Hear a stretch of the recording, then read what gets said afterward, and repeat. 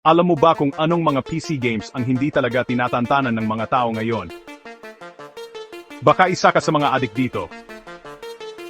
Simulan na natin ang countdown.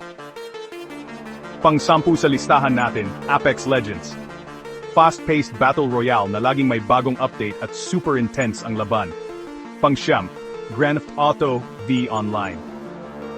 Hindi lang solo play, kundi online chaos, palaging puno ang servers. Pang-8, League of Legends.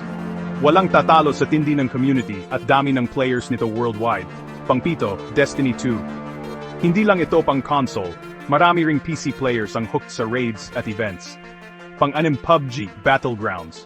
Battle Royale na nagsimula ng trend. At hanggang ngayon, hindi pa rin natatapos ang bakbakan. Pang-5, Counter-Strike, this global offensive. Grabe ang dami pa ring sumasabak sa ranked at competitive matches dito. Pang-4, Dota 2. Kahit ilang taon na ito, solid pa rin ang player base araw-araw. Pang-3, Valorant.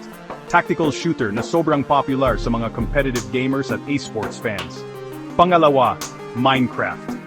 Simula bata, hanggang grown-up, lahat pwedeng mag-explore at magtayo rito. At ang nangunguna sa listahan, Roblox. Mukha siyang pambata, pero milyon-milyon ang sabay-sabay na naglalaro araw-araw. Isa ka ba sa mga naglalaro ng mga ito? Pero teka lang, sa susunod nating video, tatalakayin natin ang mga larong banned sa ilang bansa. At bakit?